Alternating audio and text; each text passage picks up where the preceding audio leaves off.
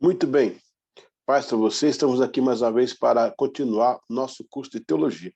Olha, você está no bloco 1, no módulo 1, agora é a aula 8, ok? Mais 4 aulas vamos fechar essa matéria, que é Introdução à Teologia. Hoje, veremos os embates da fé na defesa do Evangelho.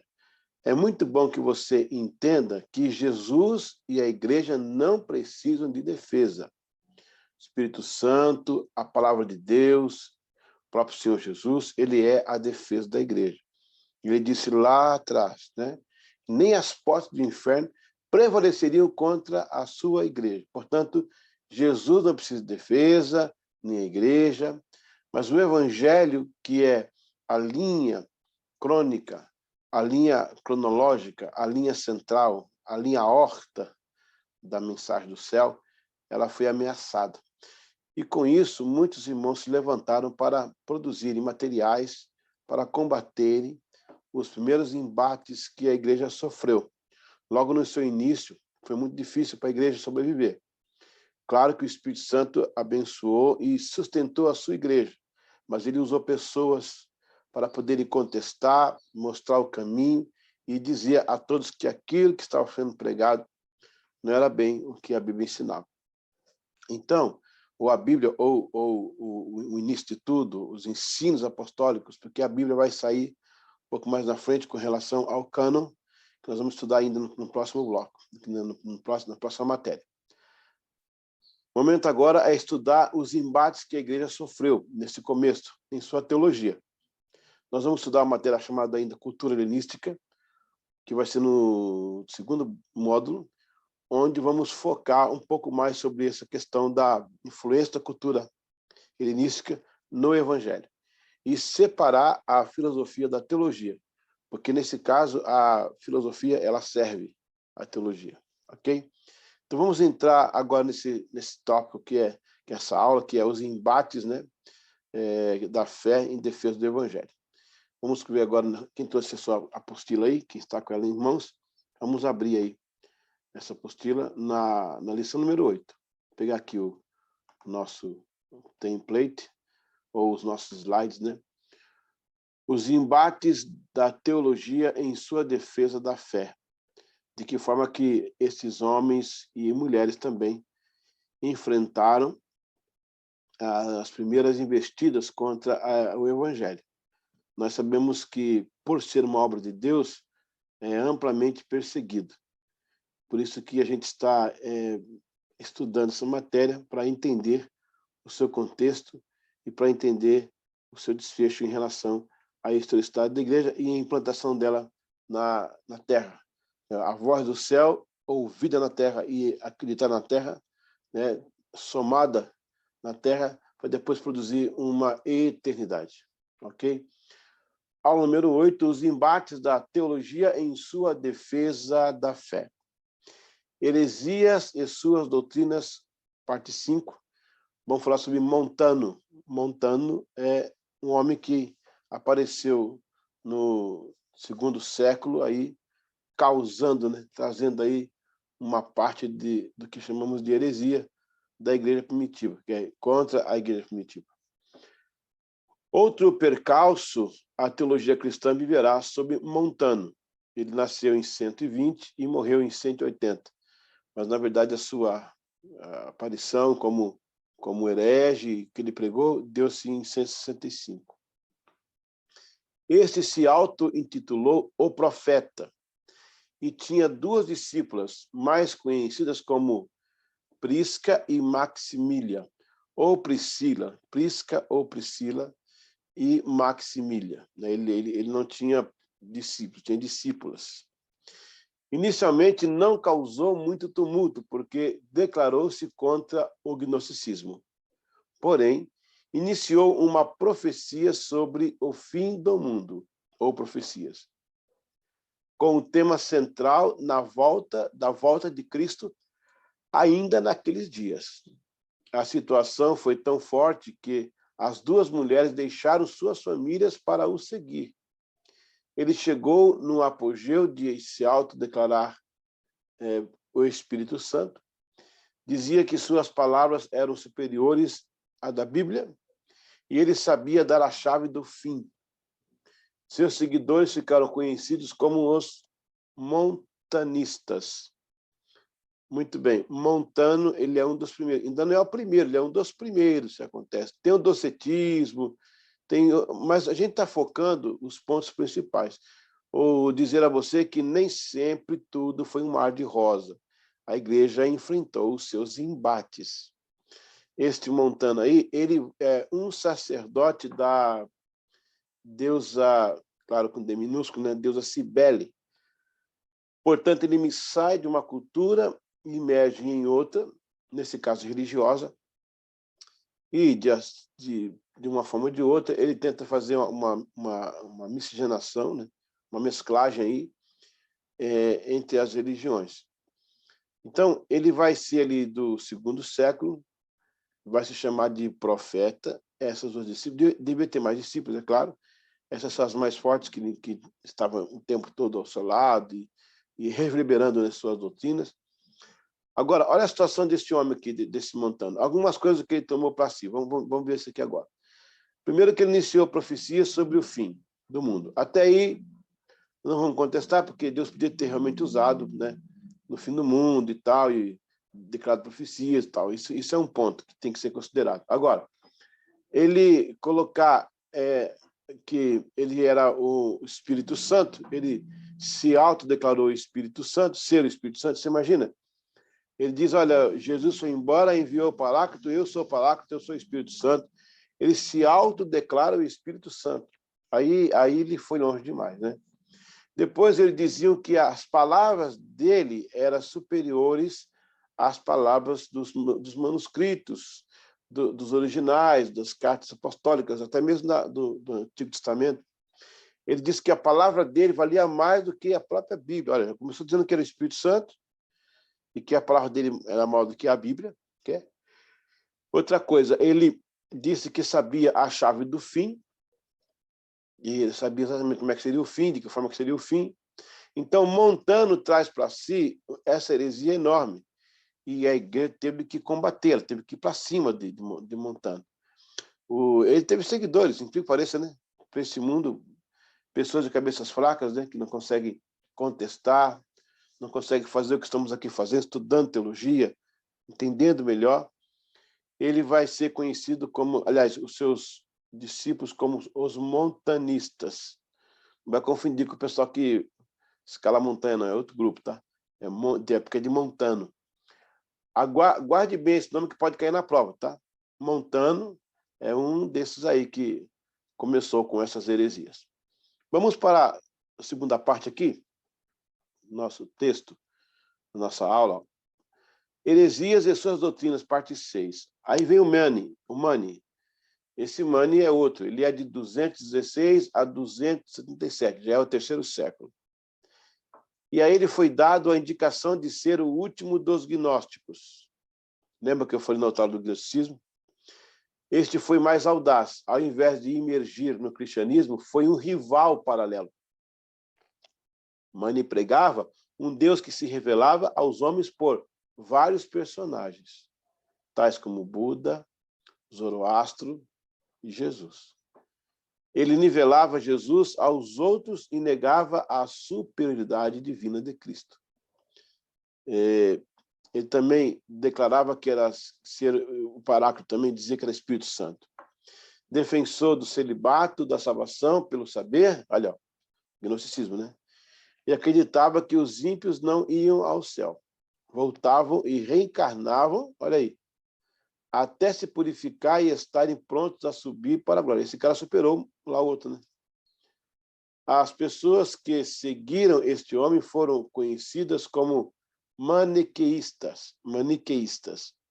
Por incrível que possa parecer, Agostinho de Hipona foi maniqueísta até descobrir a verdade plena em Jesus. Está no livro de Confissões de Agostinho. Olha, um homem como Agostinho, assim, envergadura, né? Ainda seguir esse rapaz aí. Mas quando ele imerge na palavra de Deus, ele descobre a pura verdade, então ele abandona os ensinos de Mani.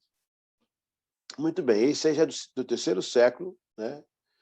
E ele vai ser podemos colocar pior que o Montano, né? Porque olha só, ele também vai dizer, olha o que ele fala aí, ó, né? Ele foi um rival do cristianismo, né? Ele caminhou no paralelo, ou seja, ele dava a ideia de um outro movimento que não fosse a igreja. Ele pregava um Deus que se revelava aos homens por vários personagens, né? Tal como o Buda, o Zoroastro, que eram religiões antigas daquela época. Nesse caso aqui, gente, nós temos o tal do teísmo aberto. O teísmo aberto, ele diz que Deus se revelou em outras religiões também. Quando nós cremos que Deus se revelou a Israel, e Israel revelou Cristo ao mundo, e Cristo nos trouxe a igreja, que é a revelação de Deus. Se ele se revela em outras religiões, ele poderia ter também lá outras pessoas, como Jesus, que pudesse evocar para si o direito de Salvador. Então, Deus se revela a Israel, para que Israel traga um homem ao mundo, para que este mundo revele Deus ao mundo e à igreja. Mas o Montano, ele fez um movimento paralelo, se auto-intitulou Espírito Santo, dizia aí, então, que Deus se revelava em outras religiões com outras manifestações. Ele também nivelava Jesus aos outros, por quê? Justamente porque ele usava dizer que Deus se revelou também em outras religiões. Então, nesse caso, ele nivela Jesus, ele tira Jesus da sua posição de ser adorado como filho de Deus, né? E ele coloca aí outros personagens que vão, de certa forma, nivelar, né, ao de Jesus, coisa que nós não aceitamos. Ele diz que é o Espírito Santo, ele defende celibato, até aí é a opção dele, celibato é a opção dele, ok? Não que seja uma doutrina bíblica, né? A Bíblia dá a ideia de que Cristo não foi casado, tudo, mas não quer dizer que a gente tem que... Deus sabia que o mundo precisa se caminhar, procriar, os pastores dão exemplo de boa família e orientar a sociedade. São casos isolados. E também o ministério de Cristo é tão pequeno, tão rápido, que não valeria a pena casar e deixar... Se deixasse aí ser descendente, seria o quê? Olha só o que aconteceria. Seria um super crente, um Deus encarnado.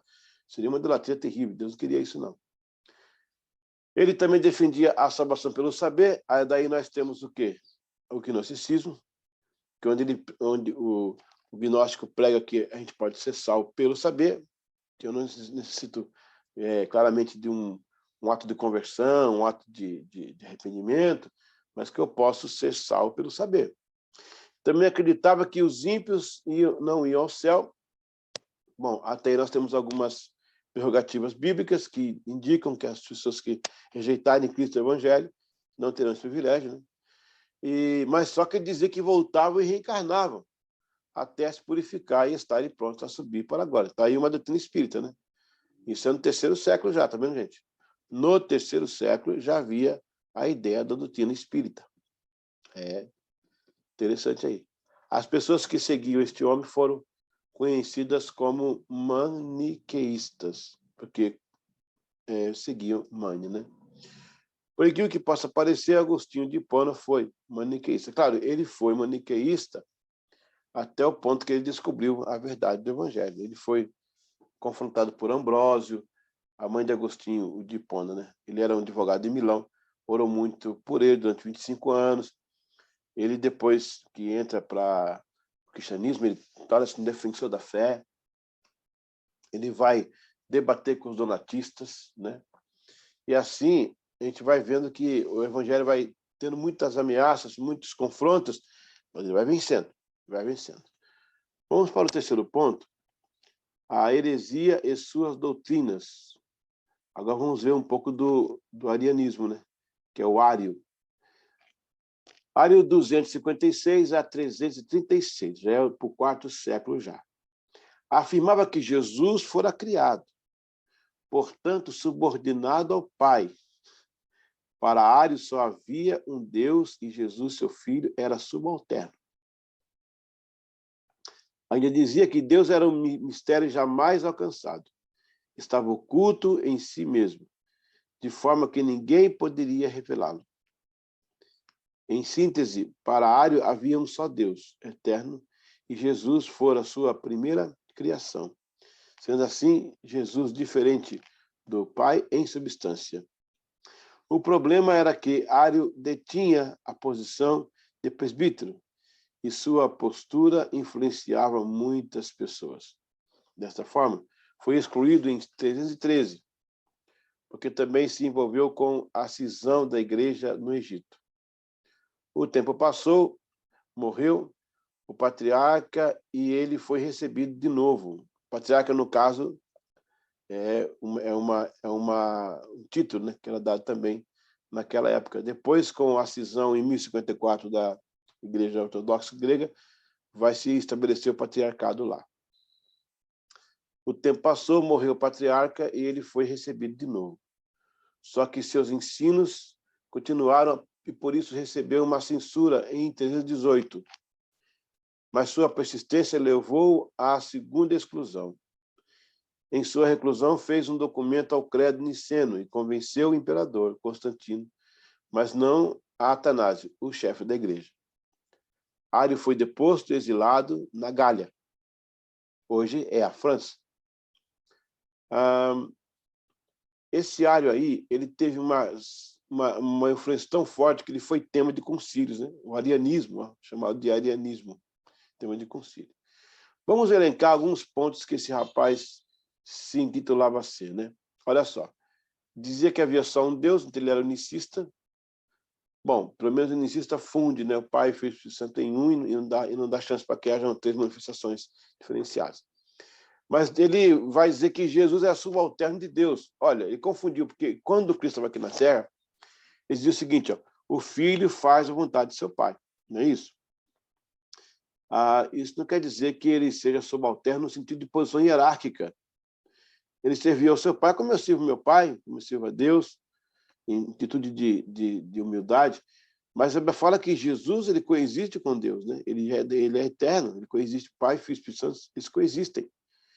Para Ário, não. Ele foi a primeira criação de Deus. Olha só que interessante. Dizia que Jesus era um mistério, jamais alcançado, aí tudo bem. Estava oculto em si mesmo, de forma que ninguém podia revelá-lo. Aí ele forçou a barra, porque Deus sempre se revelou ao homem. Em síntese, para Ário havia um só Deus. Sim, monoteísta, né? Mas Jesus já foi a criação de Deus. Então, nesse caso, em substância, Jesus estava se diferenciando do Pai. Gente, o problema era que Ário detinha a posição de presbítero. Então, ele tinha uma liderança da igreja. E presbítero, naquela época, era como se fosse um bispo, né? Um bispo que bispo da conotação de hoje. Na época, bispo e presbítero, superintendente, é a mesma coisa. Na conotação atual, bispo é um cargo maior. Seria o caso do Ário naquela região. Então, ele foi excluído em 313, entendeu? Porque também se envolveu com a cisão da igreja no Egito. Aí depois que morre o patriarca, estilo lá um papa, né? Ele vai, então, ser excluído. Então, o Ário vai ser excluído no 313. Depois morre o patriarca, tipo um bispo da época, tipo quase um papa, e ele vai ser recebido de novo, mas vai para a sua segunda exclusão, que acontece em 318. Então, ele persistiu muito, era uma pessoa muito confusa. E, na sua reclusão, fez um documento ao credo niceno, e convenceu o imperador Constantino, mas não a Atanásio. Ele conseguiu fazer a cabeça do imperador, mas não conseguiu fazer a cabeça de Atanásio, porque Atanásio, na época, era o chefe da igreja, né? Tinha tipo patriarca, tipo papa, e tipo um bispo maior. Então, Ário ele foi deposto na Gália, que hoje é a França. Você veja que a influência de Ário foi tão poderosa que teve inserção nos concílios. Houve outra época em que ele foi rediscutido e toda vez voltava-se à memória dele. Incrível como essa heresia foi tão forte, né? E tá aí, ó, é uma coisa a se pensar, porque uma pessoa dessa ter uma aproximação tão grande da igreja, chegando a convencer líderes, é um assunto muito pesado para os nossos dias, né? Vamos continuar aqui, então, nessa outra parte. Heresias e suas doutrinas, agora a parte oitava, né? Vamos lá. Vai aparecer agora no cenário um outro desses, né, hereges, que é o Nestor. Ele é de 375 a 451. 375 depois de Cristo a 451. Já é aí o quarto século, ok? Quarto e quinto século, né? Então ele está entre o quarto e o quinto século. Este foi um teólogo, patriarca de Constantinopla. Tá vendo aí, ó? Por que Constantinopla? Porque lá vai estabelecer-se um movimento, que depois vai haver uma cisão. Depois nasce lá, né, a igreja que vai continuar usando o nome de patriarca, enquanto Roma vai usar o nome de papa. E Constantinopla vai ser também a sede do Segundo Império de Roma, não é? Roma se divide em duas partes do Império aí, o Ocidente e o Oriente. Então, ela vai se tornar o Oriente. Constantinopla é a atual Istambul, que já foi Bizâncio, né? Então, veja bem, ele vai ser um teólogo lá, e patriarca. Olha aí o perigo. O Nestor, aí vão vir os nestorianos, né? O arianismo, nestorianismo. Ele vai ser um patriarca de Constantinopla. Sob a influência de seu mestre Teodoro de Mopsuestia, iniciou um ensino onde afirmava a desunião entre as naturezas humana e divina de Jesus. Olha só, vou repetir aqui. Ele ensinou que havia uma desunião entre as naturezas humanas e divinas de Jesus. Bom, houve um momento tenso onde Cirilo de Alexandria o repreendeu particularmente por não admitir que Maria foi a mãe de Deus. Tá vendo? Ele também dizia que Maria não foi a mãe de Jesus. Nestor e suas homilias foram classificadas como heresia no Concílio de Éfeso, em 431, como também no Concílio de Calcedônia, em 451, portanto, 20 anos depois, o que acabou por provocar o cisma nestoriano, no qual as igrejas que apoiavam Nestório deixavam o corpo da igreja cristã. Ele conseguiu fazer um movimento. Essa primeira doutrina dele, que é herética, aí, ó, a desunião entre as naturezas humanas e divino de Jesus, é que Nestor ele classificava tipo os dois Cristos, os dois Jesuses. Posso colocar assim, dois Jesuses? Dois Jesus. Então, o humano e o divino totalmente separados. Não, nós entendemos que quando Cristo veio ao mundo, ele não veio nas características onis. Se ele tivesse vindo como Deus, ele teria feito um teatro. Ele teria passado a ideia que sofreu e não sofreu nada. Ele poderia muito bem, como Deus, suportar a dor e vencer comum. Não, ele veio como homem, ele sofreu como homem, ele tinha natureza humana, ele teve as mesmas paixões e inclinações que nós tivemos, só não pecou. O que não dizia que ele não era o mesmo Cristo da glória. Quando ele ressuscita e ele reassume, então, a sua vida de glória, ele volta para o seu patamar de glória, ele continua sendo Jesus. Ele não difere. A questão é que o Cristo humano e o Cristo divino, eles se fundem na mesma pessoa. É claro que isso é um tema mais profundo, para mais na frente em termos de sistemática, mas só para você entender. O Cristo que veio à Terra não é diferente desse Cristo que está lá no céu hoje, ou onipresentemente entre nós. É o mesmo Cristo. Quando ele estava na Terra, ele era como homem. E agora, glorificado, as naturezas, pelo contrário do que Nestor falou, as naturezas se reencontraram. Então, outra coisa que ele falava era que Maria não era mãe de Jesus, e aí vai dar tese para outras coisas que nós vamos discutir em capítulos à frente. Vamos agora ao resumo. Você vai pegar agora o computador ou um papel, depois você pode escanear ou mandar.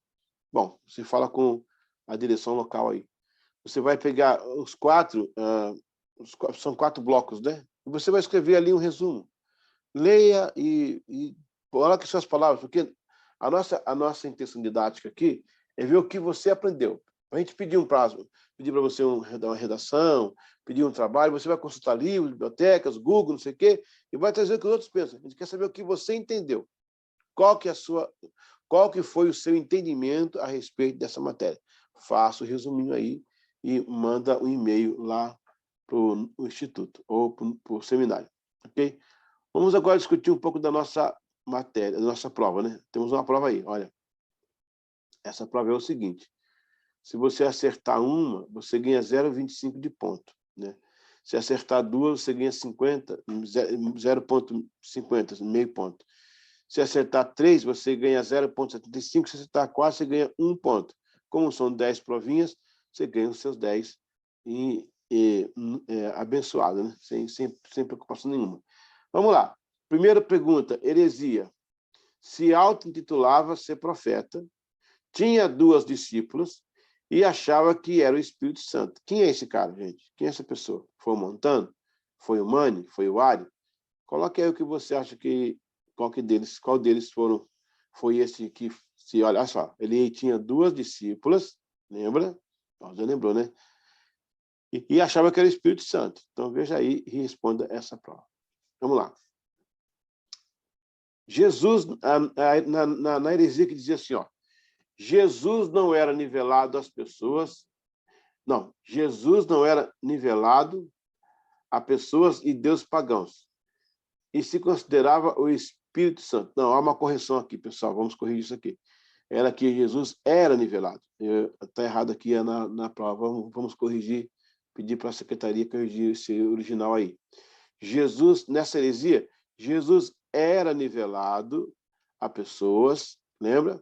Que esse pregador dizia que o Buda também era igual a Jesus, e Zoroastro, que a religião, Deus é um Deus aberto, todas as religiões. Então, Jesus era nivelado a pessoas e deuses pagãos. Este senhor se considerava o Espírito Santo. Qual é deles? É o Ário? É o Nestório? O Nestor, né? O Nestório? O Elmani? Qual deles você acha que é? A pergunta número 3, ainda heresias, né? Essa heresia diz o seguinte: Jesus era criado e subalterno a Deus. Quem falou isso? Foi o Nestório que falou isso? Foi o Ário que falou isso? Foi o Mani? Qual deles disse que Jesus era criado e, portanto, era subalterno a Deus? A quarta pergunta, ainda na heresia: Jesus possuía 2 naturezas e Maria não era a mãe de Deus. Essa heresia, ela dizia que, em vez de uma natureza só, ele, no caso, a gente entende que ele foi revelado como homem, depois como Deus, mas ele é o mesmo Jesus. Este aí dizia de uma forma que parecia que era 2 Jesus. E também ele não aceitava que Jesus não tinha nascido de Maria. Aí, quem foi esse aí? Foi o Ário? Foi o Montano? Foi o Nestor?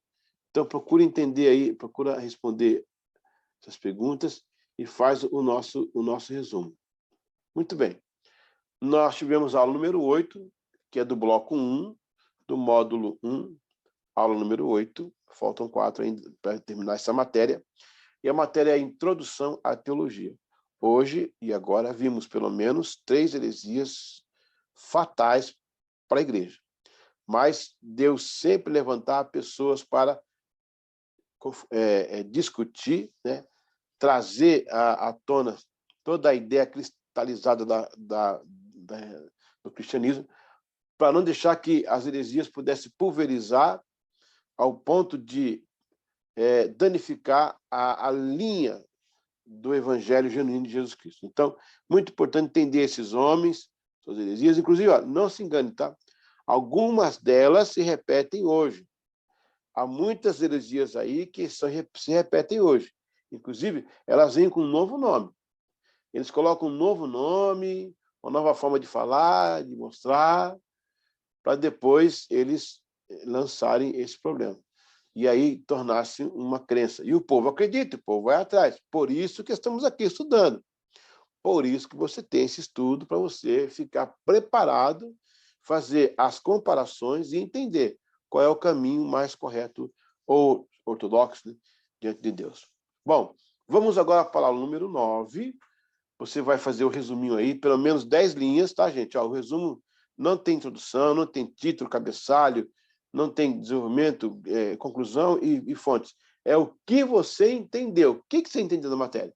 Coloca aí para nós. 10 linhas, sem parágrafo. Começa 1, 2, 3, ou então, no máximo, 20 linhas. Tem gente que gosta de escrever, vai fazer um livro. Mas agora não é hora de livro. Agora é de você só falar um pouquinho daquilo que você entendeu. Ficamos por aqui na nossa aula de Introdução à Teologia, no bloco 1, o módulo 1 e a matéria número 1. aula número 8. Olha só, bloco 1, módulo 1, matéria 1 e aula número 8, tá bom? Te vejo na próxima aula. Deus te abençoe. Amém.